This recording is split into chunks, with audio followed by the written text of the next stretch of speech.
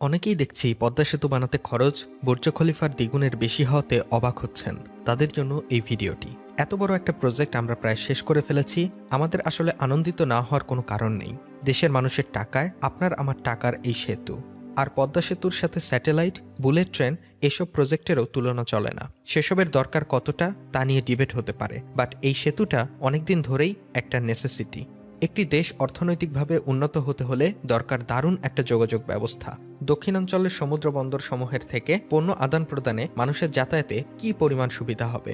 আমরা যারা পদ্মা সেতুকে অবহেলার চোখে দেখে থাকি তাদের জন্য আমাদের আজকের এই ভিডিওটি। জানবো কত কোটি টাকা কোথায় খরচ হয়েছে।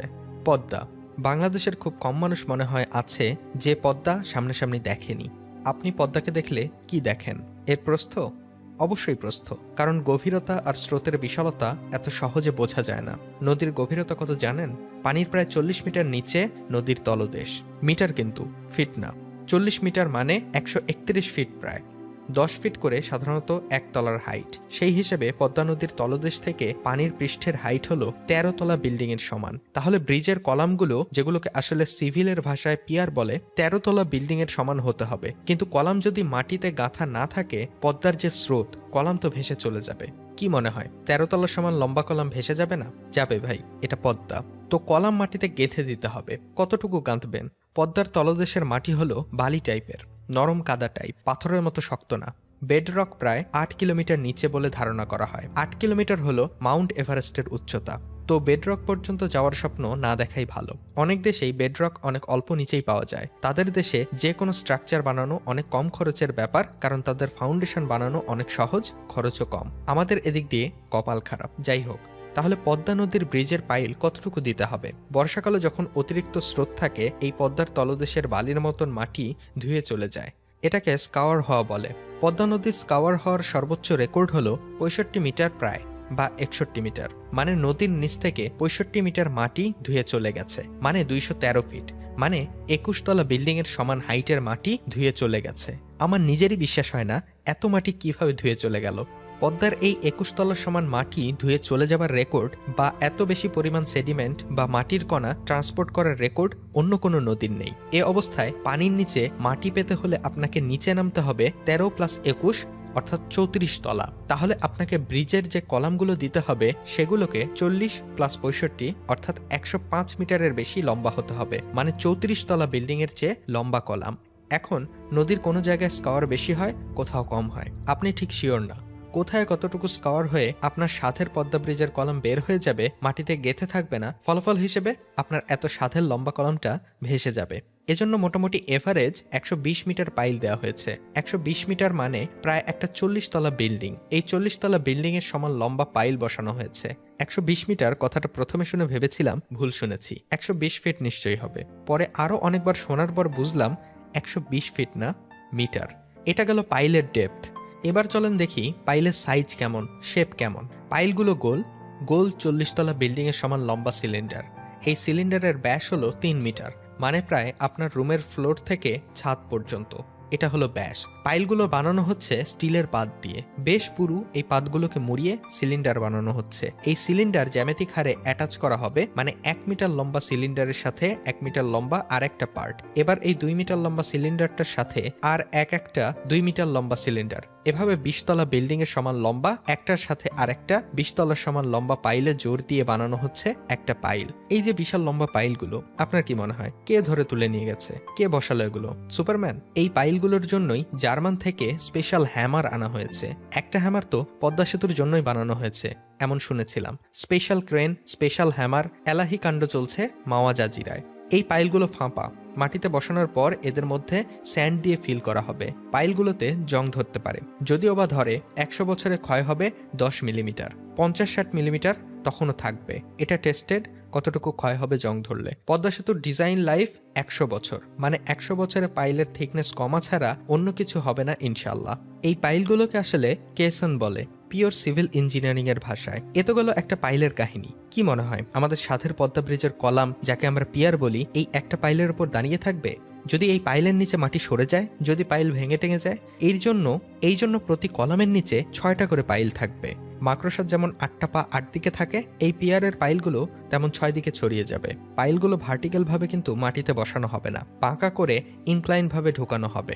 1h6v অনুপাতে ইনক্লাইন্ড হবে। তো 120 মিটার লম্বা পাইল বাঁকা করে ঢোকালে মাটির নিচে এদের 6 জনের পা 6 দিকে অনেক অনেক দূরে থাকবে। এই 6 দিকের মাটি ইনশাল্লাহ একসাথে ধুয়ে যাবে না বা স্কাওয়ার হবে না। এই যে এরা ইনক্লাইন ভাবে থাকবে, এতে এদের লোড নেওয়ার ক্ষমতাও একটু বাড়বে। ব্যাপারটা অনেকটা এমন যে ঘূর্ণিঝড়ের সময় যে সাংবাদিকরা রিপোর্ট করেন, দেখা যায় 2 পা 2 দিকে দূরে দিয়ে আছেন। সোজা দাঁড়ানো থাকলে বাতাসে উল্টে যাওয়ার আশঙ্কা থাকে। এমনটা করেন কারণ যে ল্যাটারাল লোডটা আসে অর্থাৎ উইন্ড লোড, সেটা 2 পা একসাথে করে দাঁড়ালে যতটা সহজে দাঁড়ানো যায়, 2 পা দুদিক দিয়ে দাঁড়াতে সুবিধা হয়, লোড রেজিস্ট করা যায় বেশি। এটাও কিন্তু ইঞ্জিনিয়ারিং প্ল্যান। তো এই 6টা পাইলও তাই শুধু ইনক্লাইন থাকার জন্য ল্যাটারাল লোড নিবে বেশি। ল্যাটারাল লোড মানে যেটা সাইড থেকে আসছে, যেমন স্রোতের যে ধাক্কাটা সেটা। আবার শুধু ইনক্লাইন হওয়ার কারণেই 120 মিটার দীর্ঘের পাইল মাটির নিচে যাবে 118.3 মিটার। কারণ যখন কোনো লাঠি বাঁকিয়ে ফেলি তখন তার দৈর্ঘ্য একই থাকলেও তার উচ্চতা কমে যায়। যেমন মই যদি খাড়া দেয়ালে লাগিয়ে রাখি, তাহলে যত উঁচুতে মইয়ের মাথা থাকবে, মই হেলিয়ে দিলে মইয়ের মাথা তারও নিচে নেমে যাবে। পাইলের ব্যাপারটাও এমনই। এই পাইলগুলো ডিজাইন করার সময় পিগলেট নামের প্রোগ্রাম ইউজ করা হয়েছিল। এই পাইল ক্যাপের ওপর দাঁড়াবে পিয়ার বা ব্রিজের কলাম। এই পিয়ার পুরোটাই কংক্রিটের, রিইনফোর্সড কংক্রিট। পুরো ব্রিজে পিয়ার হবে 41টা। তবে মাওয়া প্রান্তে নদীর তলদেশে কাদা ছাড়া শক্ত মাটি খুঁজে না পাওয়ায় পাইলের ডিজাইন বা নম্বরে চেঞ্জ আসতে পারে। পিয়ার সংখ্যা বেড়ে নাকি 43টাও হতে পারে। অনেক বিচিত্র কথাবার্তা অনেক নিউজ রিপোর্টে শুনলাম। যেটা সবচেয়ে ইফেক্টিভ হবে, যেটার খরচ সবচেয়ে কম হবে, সেটাই বাস্তবে প্রয়োগ করা হবে। এই পিয়ারের মাথায় বসবে স্প্যান। প্রতিটা স্প্যানের দৈর্ঘ্য 150 মিটার। মানে বলা যায় বাটা সিগন্যাল থেকে কাটাবন মোড় পর্যন্ত 2টা স্প্যানের দৈর্ঘ্য। এই স্প্যান ডিজাইনের জন্য 3 ধরনের স্প্যানের অ্যানালিটিক্যাল মডেল বানিয়ে চেক করা হয় কোনটা সবচেয়ে কম খরচে বেশি সেফটি দেবে। 3টা স্প্যান ছিল 120 মিটার, 150 মিটার আর 180 মিটার। এদের মধ্যে 150 মিটার স্প্যান ছিল সবচেয়ে এফিশিয়েন্ট, তাই বাস্তবে 150 মিটার স্প্যান বসানো হয়েছে। এই স্প্যানগুলো হলো Warren type steel truss, girder and concrete on upper deck. সবগুলো স্প্যান মিলে প্রায় 6150 মিটার, অর্থাৎ পুরো ব্রিজের দৈর্ঘ্য 6.15 কিলোমিটার। মানে পুরো পদ্মা ব্রিজটা হলো সায়েন্স ল্যাব বাস স্ট্যান্ড থেকে কল্যাণপুর বাস স্ট্যান্ডের সমান লম্বা, বা শাহবাগ থেকে মহাখালী ফ্লাইওভার পর্যন্ত লম্বা অ্যাপ্রক্সিমেট। পদ্মা ব্রিজ একটা 2 তলা ব্রিজ। স্টিল ট্রাসের মধ্য দিয়ে যাবে ট্রেন। রেল লাইন হলো ডুয়েল গেজ, মানে ব্রড গেজ আর মিটার গেজ। 2 ধরনের রেলগাড়ি পদ্মা ব্রিজ পাড়ি দিতে পারবে। আমাদের দেশের পশ্চিম দিকের Rangpur, Rajshahi, Kushtia, Khulna side rail line broad gauge, আর বাকি সারা দেশের রেল লাইন হলো মিটার গেজ। এক ধরনের রেল অন্য রেল লাইনে চলতে পারে না, কিন্তু ডুয়েল গেজ দিয়ে এই 2 ধরনের রেলই চলতে পারে। তো পদ্মা ব্রিজ দিয়ে আসলে বাংলাদেশের যে কোনো রেলই চলতে পারবে। এখানে ইমার্জেন্সি অ্যাক্সেস পয়েন্ট থাকবে, যাতে ট্রেনে কোনো ধরনের সমস্যা হলে ট্রেন থেকে মানুষ নামিয়ে তাদের সেফ জায়গায় নিয়ে যাওয়া যায়। আবার এটা কোনো সাধারণ রেল লাইন না, এটাতে যাতে 2টি কন্টেইনার নিয়ে মালগাড়ি যেতে পারে সে ব্যবস্থা রাখা হয়েছে। বাংলাদেশের রেলগাড়ি সাধারণত 1টি কন্টেইনার নেয়, কিন্তু এখানে করা হচ্ছে যাতে ভবিষ্যতে একটার ওপর আরেকটি কন্টেইনার অর্থাৎ দোতলা কন্টেইনার নিয়ে ট্রেন যেতে পারে। এই দোতলা কন্টেইনার নিয়ে যাওয়ার ব্যবস্থা করার জন্য মূল ব্রিজের লোড নেওয়ার ক্ষমতা বাড়াতে হয়েছে। সেই লোডটা আসলে নেবে প্রথমে রেল লাইন, রেল থেকে ট্রাস, ট্রাস থেকে পিয়ার অর্থাৎ কলাম, পিয়ার থেকে পাইল। এজন্য পাইলকে আরো বেশি মজবুত বানাতে হয়েছে এবং খুবই স্বাভাবিক ফলাফল হিসেবে খরচ বেড়েছে। এই 2 তলা ব্রিজের ওপর বসবে কংক্রিটের ডেক, মানে ছাদ। এটার ওপর দিয়ে গাড়ি চলবে। সবচেয়ে হালকা যে ম্যাটেরিয়াল দিয়ে ডেক তৈরি করা সম্ভব সেটাই ইউজ করা হবে। ডেক মানে ব্রিজের ওপর রাস্তা চওড়া হবে 22 মিটার বা 72 ফিট। এইখানে 4 লেনে গাড়ি চলবে। পদ্মা ব্রিজ বানানোর জন্য 2 বিশাল কনস্ট্রাকশন ইয়ার্ড বানানো হয়েছে মাওয়া আর জাজিরা 2 প্রান্তে। পুরো কনস্ট্রাকশন ইয়ার্ড হেঁটে ঘুরে দেখলে যে সারাদিন লেগে যাবে এ ব্যাপারে আমার কোনো সন্দেহ নেই। এই বিশাল কনস্ট্রাকশন ইয়ার্ড আর অ্যাপ্রোচ রোডের জন্য বিশাল পরিমাণ জমি অধিগ্রহণ করতে হয়েছে। 13,000 বাড়ি, যেখানে প্রায় 74,000 মানুষ বসবাস করত, এই প্রজেক্টের জন্য ক্ষতিগ্রস্ত হয়েছে। এসব মানুষদের জন্য 7টা রিসেটেলমেন্ট এরিয়া বরাদ্দ দেওয়া হয়েছে নদীর 2 ধারে। সেখানে তাদের ঘরবাড়ি, মসজিদ, স্কুল, বাজার এগুলো সবই বানিয়ে দেওয়া হয়েছে। পদ্মা ব্রিজের নদী শাসনের কাজের জন্য যখন টেন্ডার চাওয়া হয় তখন মাত্র 3টা কোম্পানি টেন্ডার জমা দেয়: Hyundai engineering and construction limited of South Korea, Jan de nul NV of Belgium, Sinohydro corporation limited of China. 2014 সালের জুলাইতে এই টেন্ডার পায় সিনোহাইড্রো। এই কাজের মধ্যে চলছে নদী ড্রেজিং করা মানে হলো তলদেশের কাদামাটি তুলে এনে অন্য কোথাও সরিয়ে ফেলা, যাতে পানির গতিপথে বাধা কম থাকে, যাতে বেশি পরিমাণ পানি যেতে পারে। এতে কিনারে পানির ধাক্কা কিছুটা কমবে বলে আশা করা যায়। মাওয়া প্রান্তে ড্রেজিং করা হবে 10 মিলিয়ন কিউবিক মিটার, আর জাজিরা প্রান্তে ড্রেজিং করা হবে 40 মিলিয়ন কিউবিক মিটার। এই নদীতে ড্রেজিং করতে হচ্ছে 100 ফুটের বেশি পানির নিচে। আগেই হিসাব করা হয়েছে নদীর পার পানির নিচে কেমন ঢালু হবে, সেই অনুসারে নদীর পাড়ের মাটি কাটতে হবে। সেজন্য স্পেশাল ড্রেজার ব্যবহার করতে হয়, যেটা জিপিএস কন্ট্রোলড। পানির নিচের মাটি নিজেই হিসাব করে কাটতে কাটতে যাবে। নদী শাসনের আরেকটা অংশ হিসেবে চলছে নদীর কিনারার দিকে পাথর, কংক্রিট ব্লক আর জিও ব্যাগ ফেলা। মাওয়া প্রান্তে পাথর প্রয়োজন 8.5 লাখ টন, আর জাজিরা প্রান্তে পাথর ফেলা হবে 30 লাখ টন। 800 কেজি ওজনের জিও ব্যাগ ফেলা হবে 39,07,500টি। 125 কেজি ওজনের জিও ব্যাগ ফেলা হবে 1,72,67,500টি। টোটাল সিমেন্ট কংক্রিট ব্লকের সংখ্যা 1,33,01,284টি। মাও প্রান্তে নদী শাসনের কাজ হবে 1.6 কিলোমিটার জুড়ে, আর জাজিরা প্রান্তে 12.4 কিলোমিটার। জাজিরা প্রান্তে এত বেশি কাজ হওয়ার কারণটা বাংলাদেশের ম্যাপ দেখলেই বোঝা যায়। কারণটা হলো পানিটা উত্তর পশ্চিম থেকে ভীষণ বেগে এসে বেশি ধাক্কা দেয় জাজিরা সাইডকে। এখানে ধাক্কা খেয়েই পানিটা দক্ষিণ পূর্বে যায়। আবার মাও সাইটে মাটির ধরন কিছুটা ক্লে বা এঁটেল মাটি। দক্ষিণ দিকে জাজিরার সাইটে ক্লে নেই, সেখানে পলি, বালু এবং বেলে দোআঁশ মাটি। স্রোত বেশি হলে এটা ক্ষয় হয়ে যাওয়ার সম্ভাবনা বেশি, তাই এই নদী শাসন করা হয়েছে জাজিরা সাইটে 10 কিলোমিটারের মতো, আর মাওয়া সাইটে মাত্র 1.5 কিলোমিটার। 2016 সালে মাওয়া সাইটে অপ্রত্যাশিতভাবে হঠাৎ ভাঙন দেখা যায়, তখন আরও কিছু বেশি কাজ করা হয়। নদী শাসন ব্যাপারটি খুবই দুরূহ, কারণ নদীতে স্কাওয়ার এত গভীরে যেতে পারে যে হয়তো ওপরের দিকে কিছু প্রোটেকশন দেয়া হলো, দেখা গেল নিচ থেকে মাটি ধুয়ে চলে গেছে, তখন ওপর থেকে পার ভেঙে পড়ে যাবে, কারণ নিচে কোনো সাপোর্ট নেই। সাপোর্টের মাটি ধুয়ে চলে গেছে পুরোটাই। এজন্য অনেক নিচে থেকে পাথর, কংক্রিট ব্লক আর কিছুটা নতুন প্রযুক্তির জিও টেক্সটাইল ব্যাগ ব্যবহার করা হয়েছে।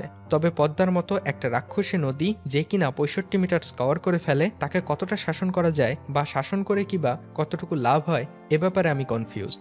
তবে এজন্য চেষ্টা থামিয়ে দেওয়া যাবে না, অবশ্যই চেষ্টা তো চালিয়ে যেতেই হবে। নদী শাসন কাজটা হয়তো এখন সব সময়ের জন্যই চালিয়ে যেতে হবে। কন্ট্রাক্ট রিনিউ করা হবে, নতুন নতুন টেন্ডার দিতে হবে, না হলে এই ব্রিজ টেকানো কঠিন। প্রতিটা স্ট্রাকচারের টেক কেয়ার করতে হয়, নতুবা টেকে না। কোথাও অনেক আগে পড়েছিলাম বাংলাদেশের কাছে জাতীয় সংসদ হলো গরিবের হাতি পোষার মতো, এর মেইনটেনেন্সে অনেক খরচ হয়। দেশে এখন নতুন হাতি আসছে। যাই হোক, এগুলোই প্রমাণ করে দেশ এখন আর অত গরিব নেই। পদ্মা একটা আনপ্রেডিক্টেবল নদী। পদ্মা কখনো স্রোতের সাথে তলদেশ থেকে বিশাল পরিমাণ মাটি নিয়ে চলে যায়, আবার কখনো স্রোতের সাথে এসে অনেক পলি জমা হয়। কখনো পার ভেঙে নদী তার গতিপথ পরিবর্তন করে ফেলে। দেখা গেল ব্রিজ এক জায়গায় থেকে গেল, নদী ভেঙে পথ পাল্টে অন্যদিকে চলে গেল। ফলাফল হিসেবে ব্রিজ বানানোটা প্রায় বৃথা গেল। আবার নদীর মাঝে মাঝে হঠাৎ চর জেগে ওঠে। দেখা গেল জাহাজ যাওয়ার জন্য যে 3টা স্প্যান 60 ফিট উঁচু করে বানানো হলো, সেখানে চর জেগে উঠল। জাহাজ যাওয়ার রাস্তা বন্ধ হয়ে গেল, কারণ অন্য সব স্প্যান এত উঁচু না, তাদের নিচ দিয়ে জাহাজ যাওয়া সম্ভব না। এজন্য ঠিক কোন জায়গায় আগামী 100 বছর পর্যন্ত জাহাজ যাওয়ার মতো উঁচুতে স্প্যান দিলে সেটা টিকে থাকবে, তার নিচে চর জেগে উঠবে না, জাহাজ যেতে পারবে, ব্যাপারটা গেস করা অনেক ক্রিটিক্যাল ছিল। এজন্য পরে সিদ্ধান্ত নেওয়া হয় যে জাহাজ যাওয়ার মতো উঁচু স্প্যানের সংখ্যা বাড়ানো হবে। নদীর মাঝের মোটামুটি 4.8 কিলোমিটার জুড়ে সব স্প্যানই যথেষ্ট উঁচু বানানো হবে, যাতে এদের যে কোনোটার নিচ দিয়ে জাহাজ যেতে পারে। আবার পদ্মা নদী একটা ভীষণ খরস্রোতা নদী, তার সাথে নদীর তলদেশ স্কার হওয়ার প্রবণতা এবং একই সাথে একটা ভূমিকম্প হওয়ার মতো জায়গায় এর অবস্থান হওয়ায় ব্রিজটা ডিজাইন করার সময় এবং তৈরির সময়ও যথেষ্ট চ্যালেঞ্জের সম্মুখীন হতে হয়েছে বা হচ্ছে। এই হলো পদ্মা ব্রিজ, পদ্মা বহুমুখী সেতু। এই সেতুর মেইন চ্যালেঞ্জগুলো ছিল নদী শাসনের কাজ, প্রতি বছর হওয়া বন্যা, ভূমিকম্প হওয়ার মতো জায়গায় এটার থাকা, ডিপ পাইল ফাউন্ডেশন, নদীর নিচের নরম কাদামাটি, এক্সট্রিম স্কয়ার ডেপথ, যেসব মানুষ ক্ষতিগ্রস্ত হবে তাদের পুনর্বাসন, প্রজেক্টের জন্য যেন প্রকৃতির পরিবেশের তেমন ক্ষতি না হয় সেটা খেয়াল রাখা, জমি অধিগ্রহণ, এতগুলো কোম্পানিকে কন্ট্রাক্ট দেওয়ার পর তাদের মাঝে কোঅর্ডিনেশন রক্ষা করা, নিজস্ব অর্থায়নে পদ্মা ব্রিজ তৈরি করা।